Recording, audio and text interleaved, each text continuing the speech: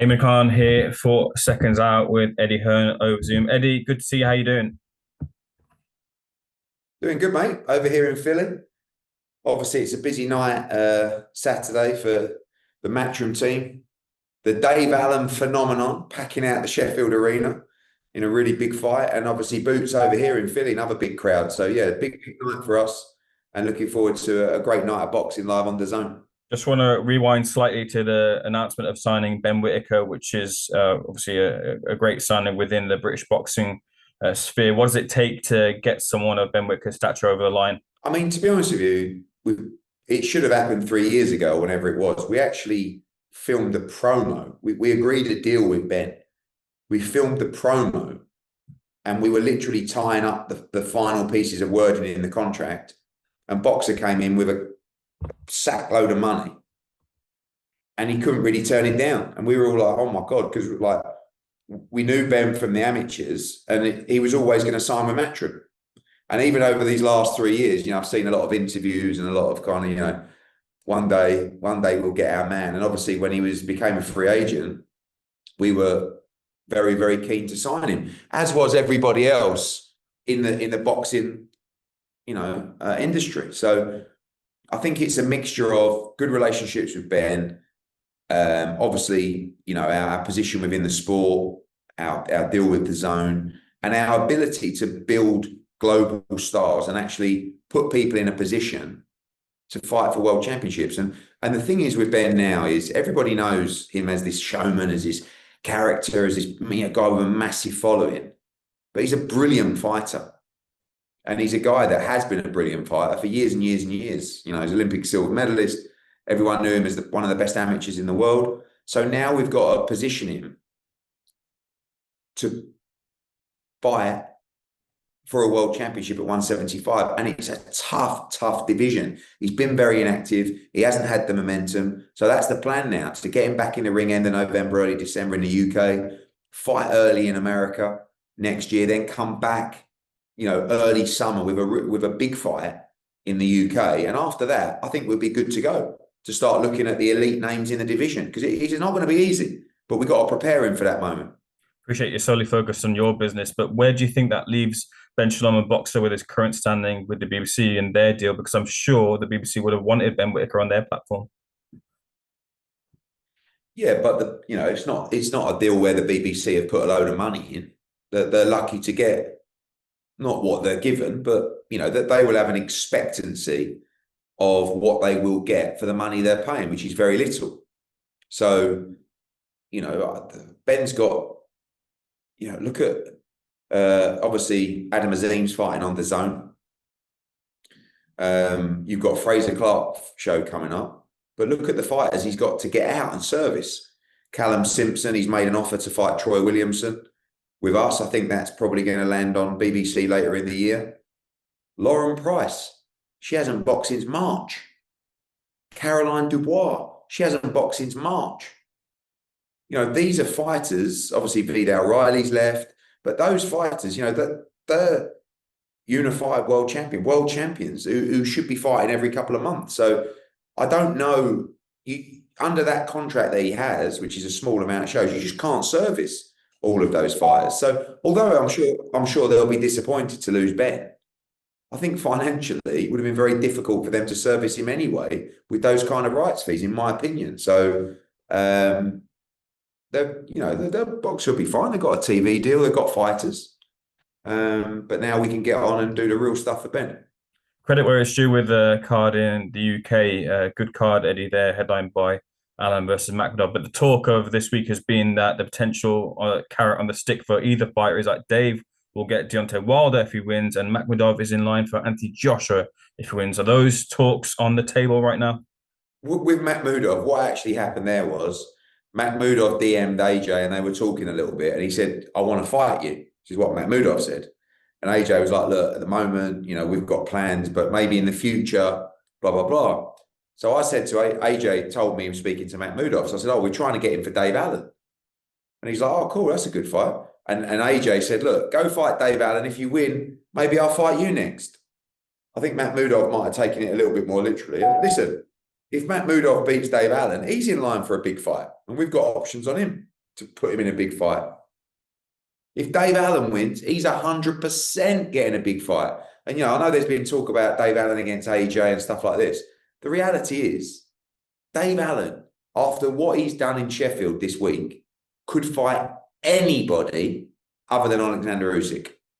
There's not one fight. If he beats Makhmudov and does it well, there's not one fight that people would moan about for Dave Allen being in. So, will he fight AJ? I doubt it. Could he potentially be on a list if he wins? Yeah, for sure. I still love the Wilder fight, but he's got to beat Makhmudov first. But I just, someone just, Sky Sports just done an interview saying about the Dave Allen phenomenon. And it really is. And it's such a great night of boxing in Sheffield. Obviously Fawaz against Bostan, Bellotti against Padley, Udin in his first title fight. And it's going to be a massive crowd. I watched part of your interview with Sportico and the Mob, and you were kind of going through your schedule, and you dropped in Africa, which, as far as we were aware, that Frank Smith had gone over and talked about kind of the infrastructure and to see if the fight could be done. But now that seems to be an actual card on the schedule. Can you put any more meat on the bones as to what that actually is in Africa? Yeah, not yet. I mean, the AJ fight is something we're planning for early in 2026, but there may be a card in December as well that we'll be working on out there. Not done yet, but we're in conversations, and there's a very good chance that could happen. And does Anthony Joshua feature on that card? No. Would Anthony Joshua be present in Africa?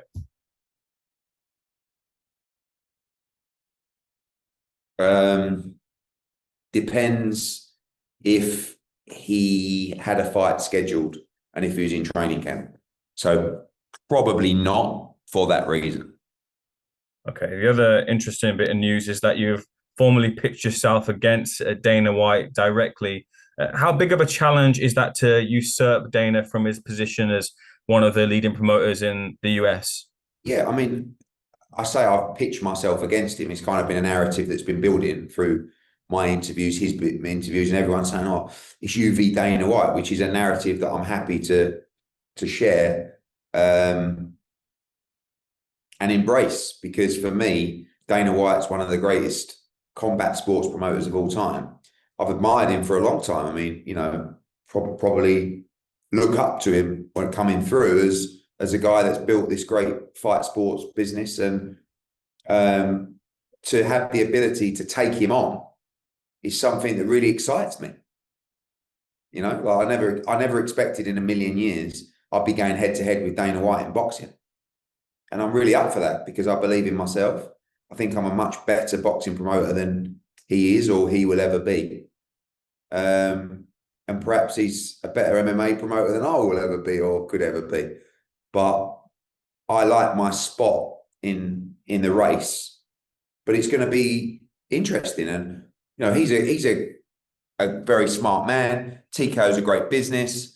So I can't sit here and tell you that it's going to be this, easy ride, but what a great opportunity to be part of something like that. A couple of interesting dynamics regarding that. First of all, you kind of tease that maybe you might start an MMA business alongside Dana White coming into boxing, how that would work. If you were to venture into MMA, what model would you bring in to rival Dana's UFC outfit? And considering the way their pay structure is, do you think the boxing model, where it's a bit more freer, considering what you can do with your star power, would that translate over and tempt fighters over to whatever you could potentially do? I mean, all I said was that I've had a few approaches for people who, would like me to get behind various MMA projects. And I think they like the storyline and the narrative of me going into MMA because Dana's coming into boxing. We've got a lot of work on our plate in boxing. I'm always open to new sports, new opportunities for Matchroom. And I think it would be a hell of a story. But right now, fully focused on boxing, but you never know. I think the pay structure. I mean, one thing that's very clear is that in boxing, a much more significant percentage of the revenue goes to the fighters than it does in MMA. or UFC.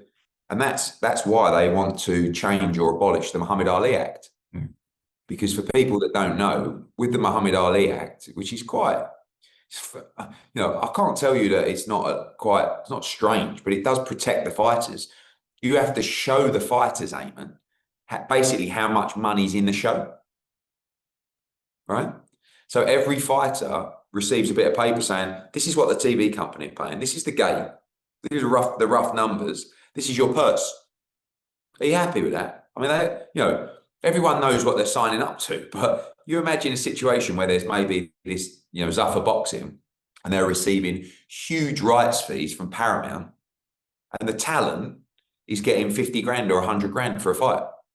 They don't want you to see that. We don't care, because right or wrong, the boxing model is most of the revenue goes to the fighters. So that's probably one of the reasons for that, is because of the Muhammad Ali Act. Because any manager in boxing should know how much money's in a show when they're negotiating the purse. Do you understand? I just want to close out a couple of things before I let you go. Can you give some clarity on the dynamic? Because I can't quite wrap my head around this, because Turki Alalshikh, on one hand, is creating a new dynamic with TKO, which is so out there and essentially in competition with yourself, but then also working with you and sponsoring yourself. How does that dynamic work, considering you're in partnership, but also in competition? Because Turkey's always going to support boxing. He's not, he's never going to go with one person, in my opinion. I mean, maybe one day, but right now he wants to support the ecosystem of boxing. You saw him do a sponsorship deal with Matchroom. You saw him do a sponsorship deal with Boxer. We're working with him on another other projects as well. So I don't think, he's always been pretty fair and honest to make sure that he provides opportunities for everyone. And listen, he wants to be in boxing. You can't be in boxing and not work with Matchroom, in my opinion.